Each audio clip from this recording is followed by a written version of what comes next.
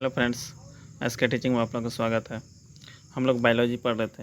अब बायोलॉजी में हम लोग इससे पहले जो है विटामिन के बारे में पढ़ चुके थे, खनिज तत्व के बारे में, ठीक है। और विटामिन के बारे में, कार्बोहाइड्रेट, प्रोटीन, वसा, खनिज तत्व जो भी है, इस सब चीज़ के बारे में पढ़ चुके थे। आज हम लोग जो है मानव रोग पढ़ेंगे। आज क्या पढ़ेंगे? मानव रोग। तो आप लोग वीडियो को अच्छे से देखिएगा। तो चैनल को सब्सक्राइब नहीं किए हैं, चैनल को सब्सक्राइब कर लीजिए, ठीक है, ताकि आप लोग को नोटिफिकेशन मिलता रहे। देखिए, हम मानव रोग शुरू कर रहे हैं। मानव रोग में देखिए पूछेगा मानव रोग किसे कहते हैं। तो याद रखना है, रोग जो है क्या कहते हैं, जब व्यक्ति शारीरिक रूप से या मानसिक रूप से परेशान हो तब इसे रोग की श्रेणी में रखा जाता है। याद रखना है, आदमी जब शारीरिक रूप से या मानसिक रूप से परेशान हो जाता है तो उसी को क्या कहते हैं? रोग। यानी शारीरिक भी होना चाहिए और मानसिक भी होता है। देखते हैं ना, कोई भी चीज़ आदमी शारीरिक रूप से भी और मानसिक रूप से भी परेशान होता है, इसलिए आदमी को टेंशन ज़्यादा नहीं लेना चाहिए। क्या कहता है, किसी भी बीमारी को महामारी घोषित करने का अधिकार WHO का है। WHO का फुल फॉर्म होता है world health organisation. World health organisation, world health organisation. इसकी स्थापना पूछेगा कब हुआ था वर्ल्ड WHO का, तो 7 अप्रैल 1948 को। याद रखना है, 7 अप्रैल 1948 को, ठीक है। विश्व स्वास्थ्य संगठन, विश्व स्वास्थ्य संगठन का मुख्यालय पूछेगा तो याद रखना है जेनेवा में है। कहाँ है? जेनेवा, जो कि स्विट्जरलैंड में पड़ता है। जेनेवा कहाँ है? स्विट्जरलैंड में। मुख्यालय जेनेवा में है, याद रखना है, ठीक है। अब देखिए आगे, रोग जो होता है 2 प्रकार का होता है। रोग कितना प्रकार का होता है? मुख्यतः 2 प्रकार का। एक होता है अनुवांशिक रोग, ठीक है, और एक होता है उपार्जित रोग। अनुवांशिक रोग जो होता है वो जन्मजात होता है। याद रखना, अनुवांशिक यानी कि हम लोग के पीढ़ी दर पीढ़ी जो है फैलता है, जो फैलता है, यानी जो कि पीढ़ी दर पीढ़ी फैलता है, तो उसी को जन्मजात रोग यानी अनुवांशिक रोग कहते हैं। अनुवांशिक रोग का क्या होता है? जन्मजात होता है, यानी जन्म से ही होता है। यानी कि हम लोग का अगर दादा को है या तो पिताजी को है, फिर पिताजी को है तो बेटा को आएगा, इस तरह के। इसी को क्या कहते हैं? जन्मजात रोग। एक होता है उपार्जित, यानी जन्मजात नहीं होता है। उपार्जित रोग मतलब क्या हुआ? जो जन्म के बाद में बहुत सारे कारण से हो जाता है, उसी को क्या कहते हैं? उपार्जित रोग, ठीक है। अब देखिए ध्यान से यहाँ पर, फिर उपार्जित रोग को जो है इसको 2 भागों में बांटा गया है। कितना भागों में? 2 भागों में। उपार्जित रोग जो है जन्मजात जो नहीं है उसको 2 भागों में, एक होता है संक्रामक रोग, एक होता है असंक्रामक। संक्रामक रोग में जीवाणु के द्वारा, विषाणु के द्वारा, प्रोटोजोआ, कवक, कृमि, प्लाज्मोडियम द्वारा फैलता है इस संक्रामक रोग। संक्रामक रोग मतलब क्या हुआ?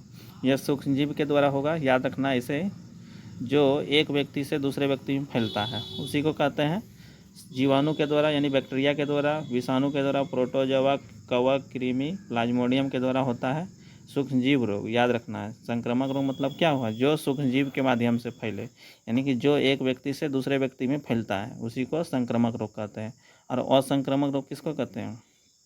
जो है ये जो है किसी व्यक्ति के द्वारा नहीं फैलता है, जैसे कि गठिया किसी को धर लेता है, गठिया बीमारी होता है कि नहीं, घेंघा रोग होता है, जैसे कि ये सब रतौंधी होता है, शुगर हो जाता है, ये सब जो रोग है, ये सब जो है ना किसी के माध्यम से नहीं फैलता है।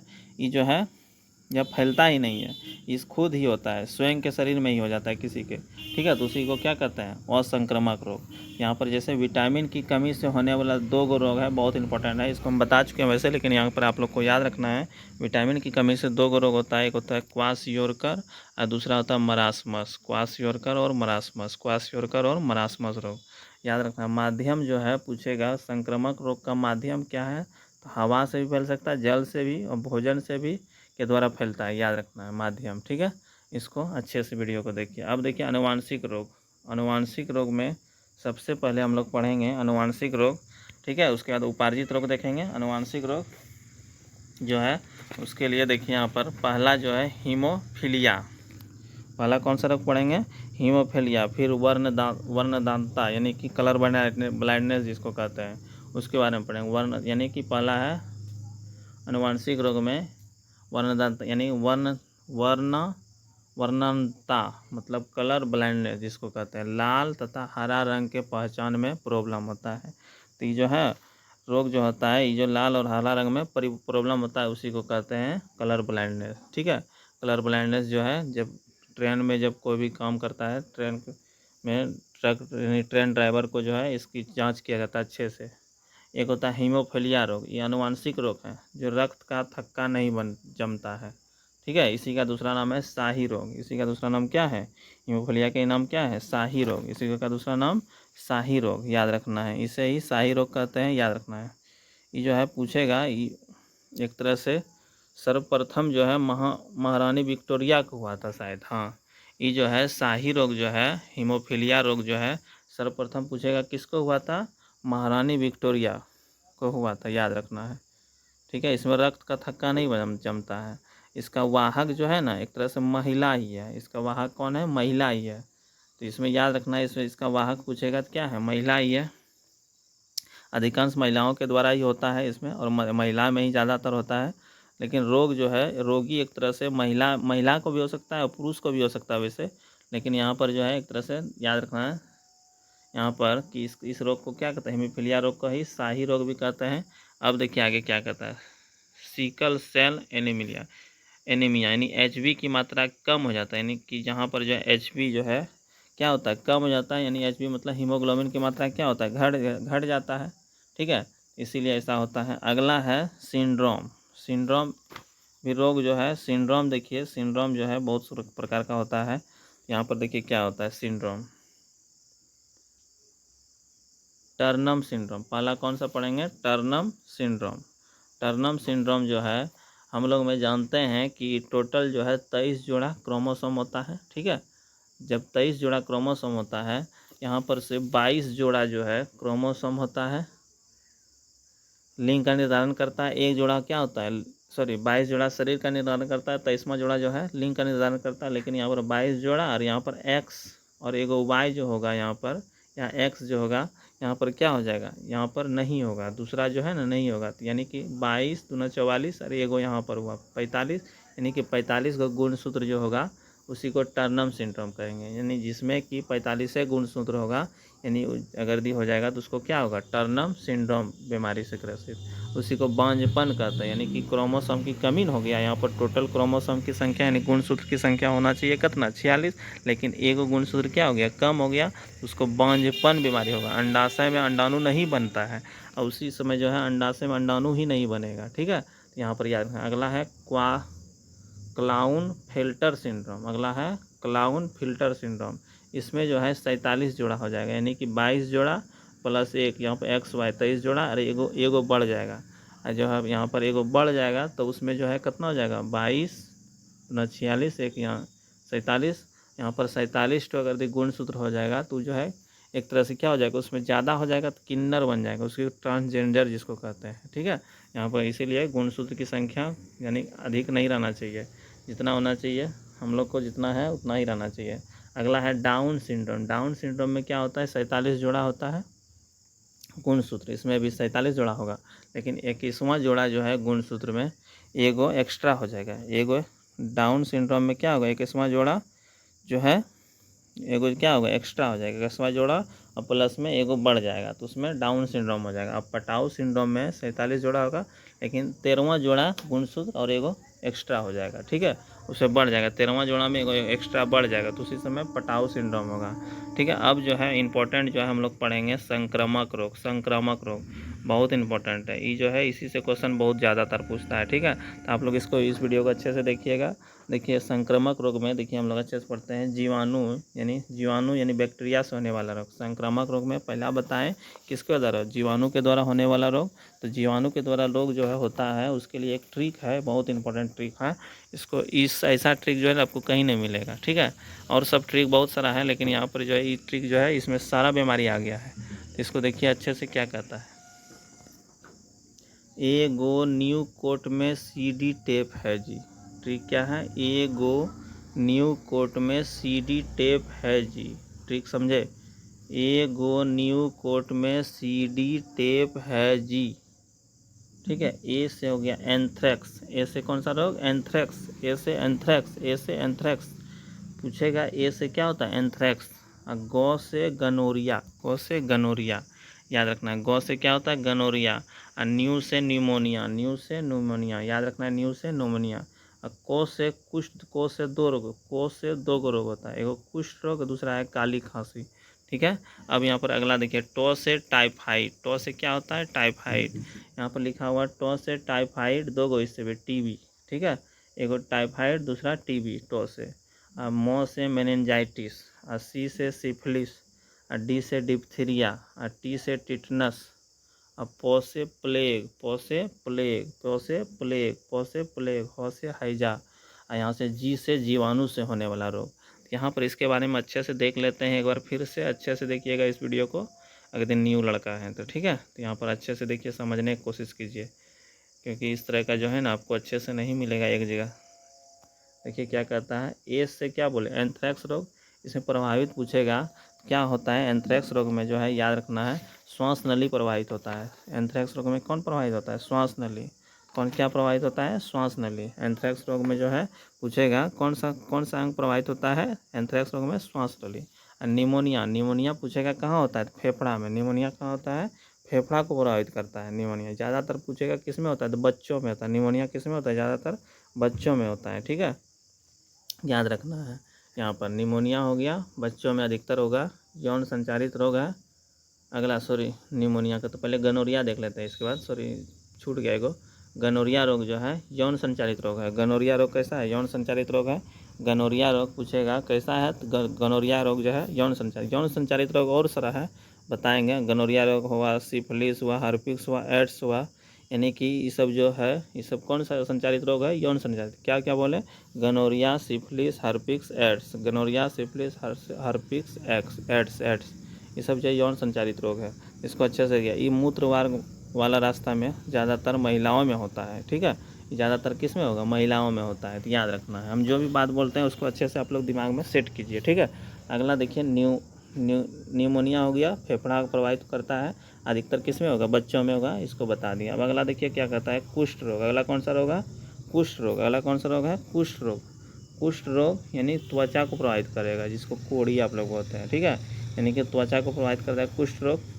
अगला है काली खांसी, श्वास मार्ग को प्रभावित करेगा। काली खांसी किसको? श्वास मार्ग को प्रभावित करेगा। अगला है टाइफाइड। टाइफाइड जो होता है छोटी आंत को प्रभावित करेगा, आंत ज्वार जिसको कहते हैं, दूसरा नाम क्या है? आंत ज्वार, याद रखना। अगला है टीबी। टाइफाइड यानी टीबी। अगला क्या है? टीबी। अगला कौन सा रोग है? टीबी, याद रखना है, टीबी। अगला कौन सा है? टीबी। टीबी को ही बोलते हैं तपेदिक या यक्षमा या क्षय रोग, याद रखना है। टीबी को ही क्या कहते हैं? याद रखना है, टीबी को क्षय रोग, तपेदिक, यक्षमा, अप्रवाहित अंग फेफड़ा होता है इसमें, टीबी में, ठीक है। अगला है मौ से मेनिंजाइटिस। मौ से मेनिंजाइटिस ये जीवाणु प्लस विषाणु दोनों के द्वारा होता है। मस्तिष्क ज्वर है, ये मस्तिष्क में होता है ये सब बीमारी, ठीक है। अगला है मेनिंजाइटिस के बाद सिफिलिस। अगला क्या है? सिफिलिस। सिफिलिस भी बताया अभी, 4 गो बताए ना, यानी कि यौन संचारित। तो गनोरिया, सिफिलिस, हर्पिक्स, एड्स जो है ये मूत्र मार्ग में जो होता है महिलाओं को, तो यहाँ पर याद रखना है सिफिलिस भी कौन सा रोग है? यौन संचारित होगा। और डिप्थीरिया, अगला क्या है? डिप्थीरिया इस श्वास मार्ग को प्रभावित करता है। अगला है टी से टेटनस, जो धनुष टंकार रोग कहलाता है, याद रखना, क्वेश्चन पूछता है ऑब्जेक्टिव में।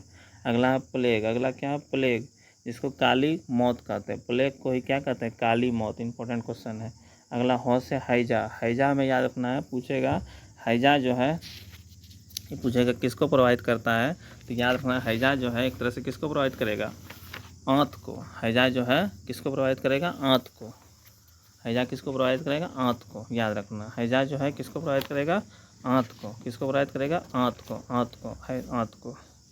हैजा याद रखना है। हैजा को ही कहते हैं कॉलरा भी। हैजा को क्या कहते हैं? कॉलरा।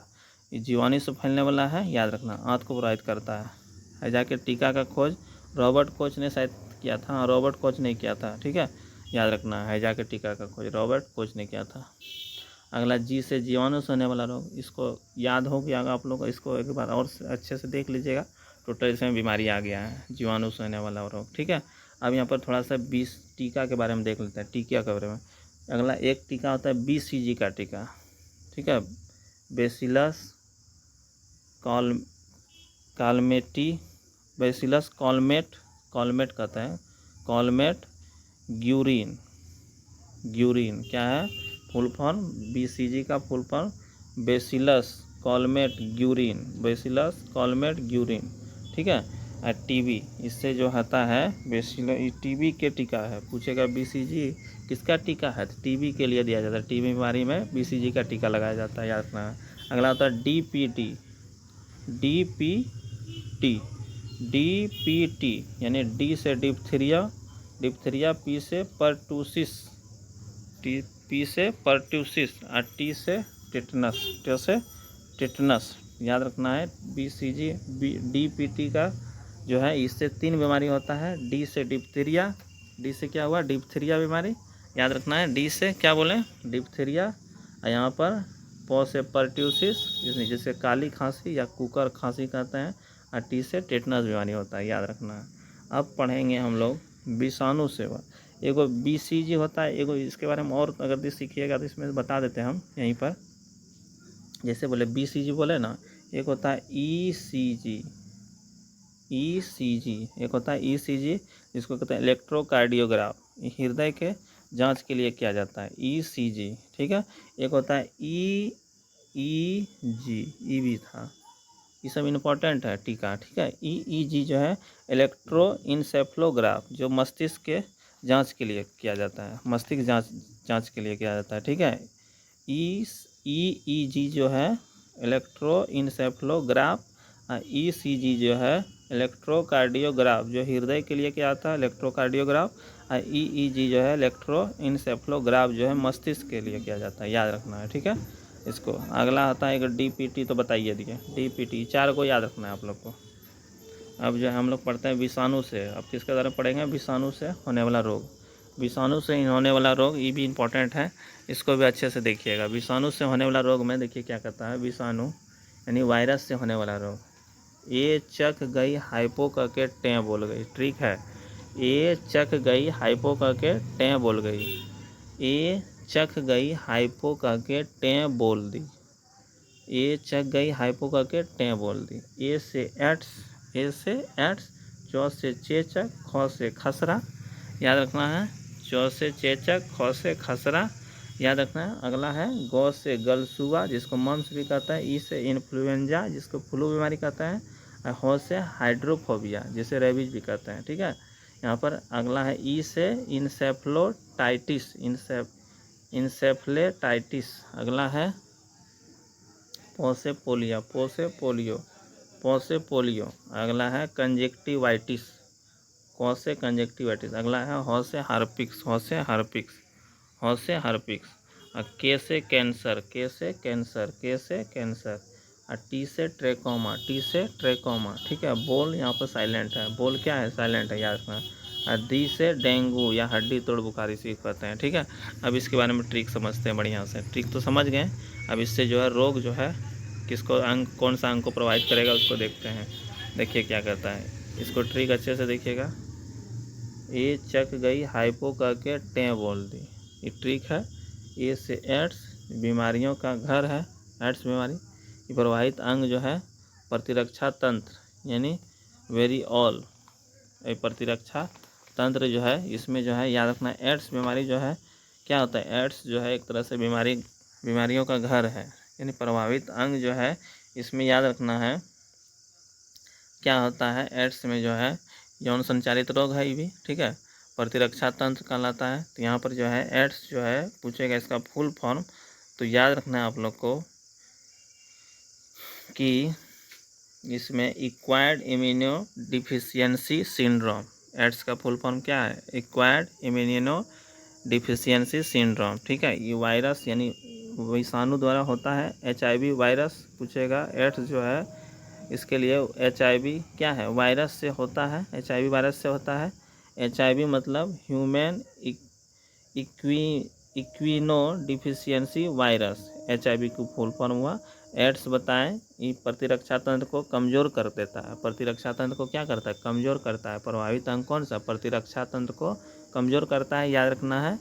एड्स जो है याद रखना है WBC, एड्स क्या है, WBC जो है T4 लिम्फोसाइट, यानी कि इसको प्रभावित करता है, ठीक है। एंटीबॉडी बनाता है WBC, इसमें WBC।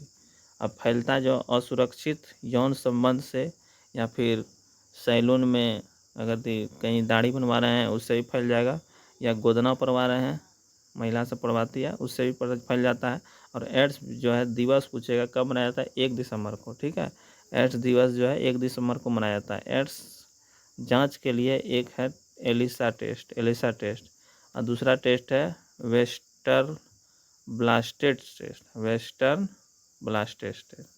टेस्ट, ठीक है। इसको याद रख सकते हैं।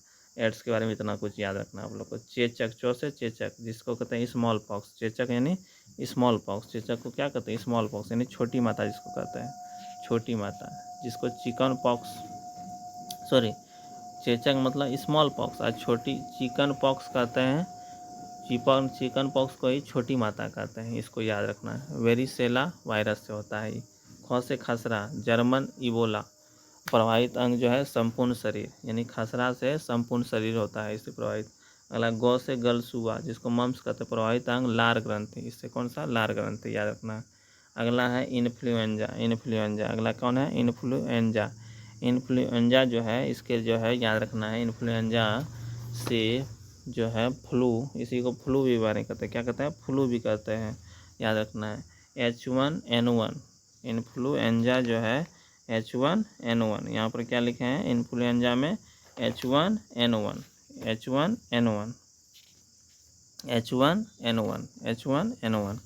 यहाँ पर याद रखना है आप लोग को। इन्फ्लुएंजा कौन सा वायरस से होता है, इन्फ्लुएंजा जो है वायरस जो है H1 नहीं होता है, H3 होता है। यहाँ पर थोड़ा सा मिस्टेक है, H3 कर दीजिए, H3N1 से होता है, H3N1 से होता है, ठीक है।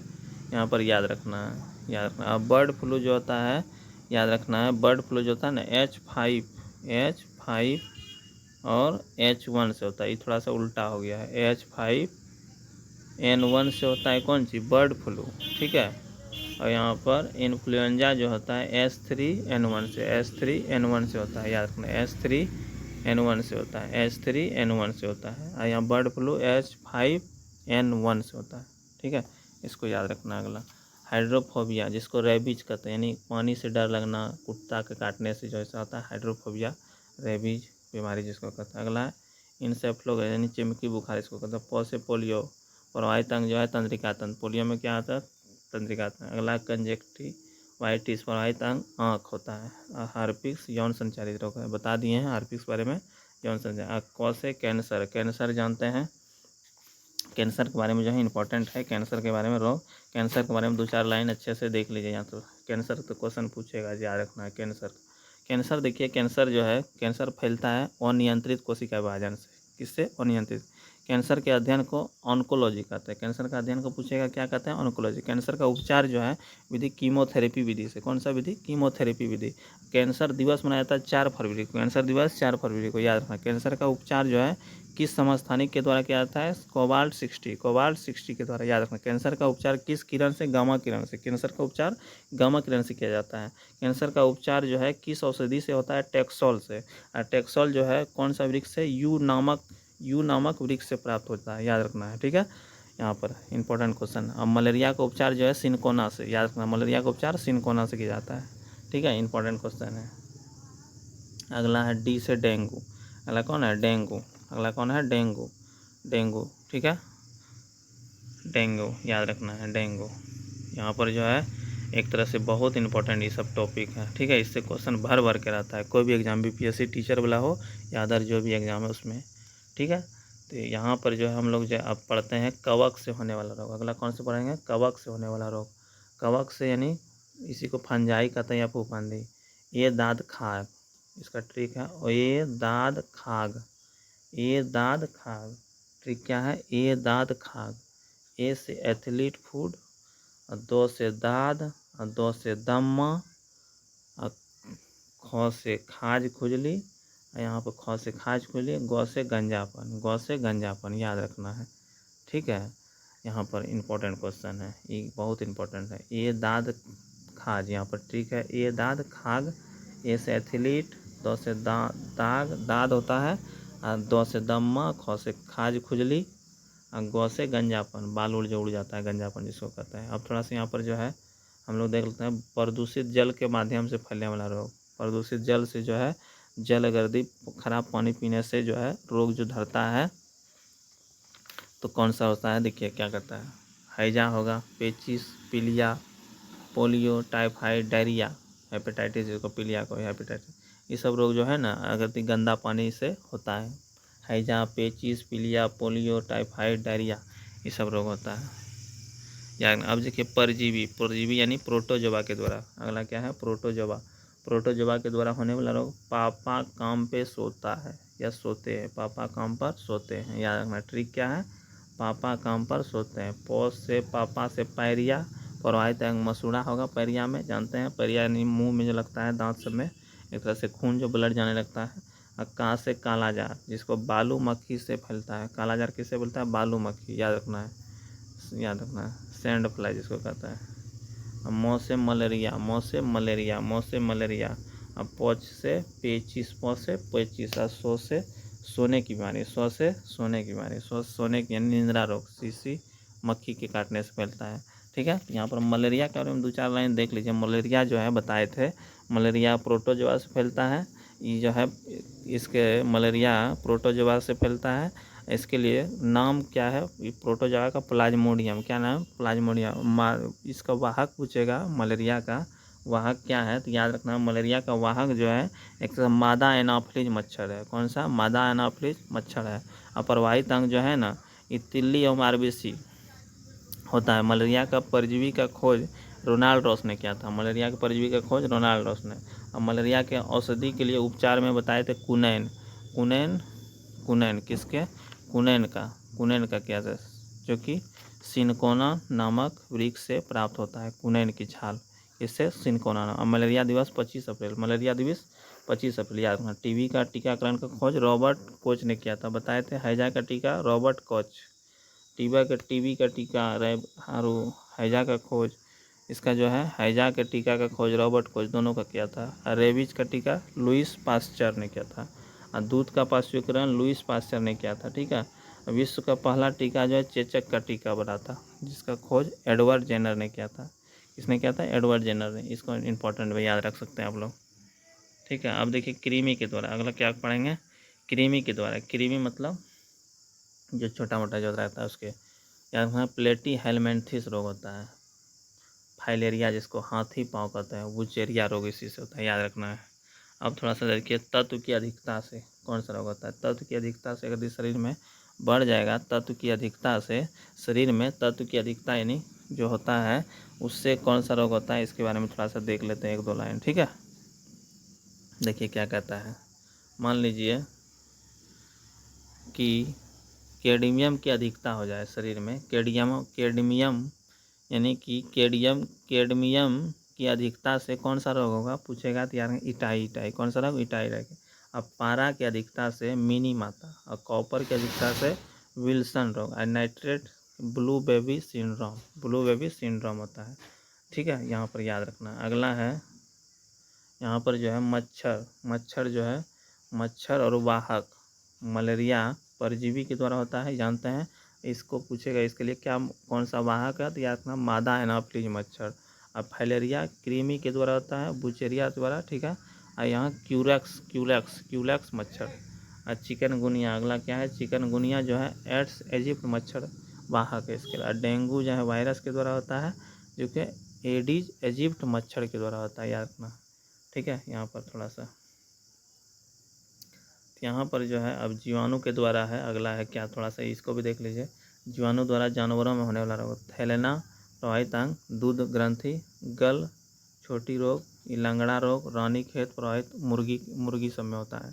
ये सब नहीं पूछेगा उतना, लेकिन यहाँ पर जो है ये सब जो बताया अभी, ये सब बहुत इंपॉर्टेंट है। जीवाणु, विषाणु, प्रोटोजोआ, और यहाँ पर जो है जो बताएं कवक से होने वाला रोग, ये सब बहुत इंपॉर्टेंट है, इससे क्वेश्चन भर के आता है। तो इस वीडियो को अच्छे से देखिएगा, और चैनल को सब्सक्राइब नहीं किया, चैनल को सब्सक्राइब कर लीजिएगा। ठीक है, और बेल आइकन को दबा दीजिएगा। तो हम मिलते हैं नेक्स्ट वीडियो में अगला टॉपिक लेकर के। ठीक है, इस वीडियो में इतना ही रहते हैं। जय हिंद।